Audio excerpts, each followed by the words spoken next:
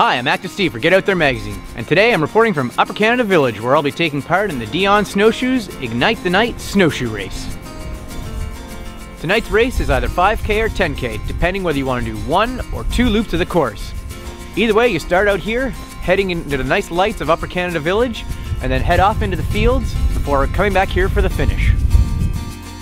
Starting around 4:30 in the afternoon, racers were invited to show up for race registration, where you'd sign in and get your bibs. Also, Dion was showing all the different snowshoe models, including the crampons, and some participants even got to try them out during the race.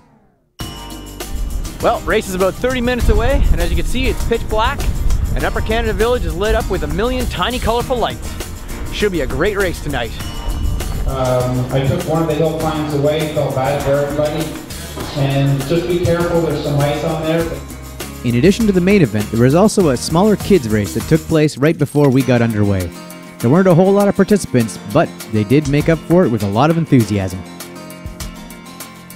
While race organizers had expected around 70 or so participants, at the end of the day there were actually 144 racers that got ready that night, with a lot of race day registrations. As a result, the race was almost a half hour late getting underway, but when it did, the snow was flying and it was a really fast start. Few things to note about this race. First of all, it was a flat course. Being close to the river, Upper Canada Village is relatively flat all the way around. Also, the lights all throughout the village were really spectacular. It's just too bad we didn't have the time to enjoy them because we were too busy running. Finally, the wind.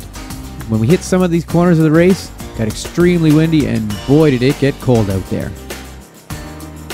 Despite that cold and wind though, it did seem as though everyone was having a great time in the race. After I finished off, I followed a few more runners along the course, and everyone had great things to say about the time they had out there in the snow. It was a lot of fun following racers out on the course and watching them finish, but I must say I was impressed when the first 10K finisher came in under 50 minutes, and he had this to say about the course. Why can't we do the first half twice? That's what I felt about the course. The second and third place finishers came not too long after that as well. Great course, nice and windy out there, I guess, so it's part of the snowshoeing, right? So, thanks a lot.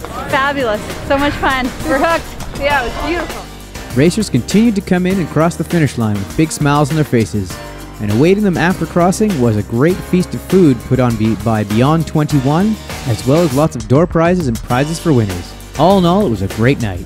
Probably try and start something original. Have a horseshoe made right here on site by the blacksmith, and a little memento for the overall champion. So Upper Canada Village is the place to be. They're very accommodating, and I thank them very much. Well, that's it for me from this year's inaugural Ignite the Night Snowshoe Race here in Upper Canada Village. We endured the cold and the wind, but had a beautiful night racing here under the lights in the village.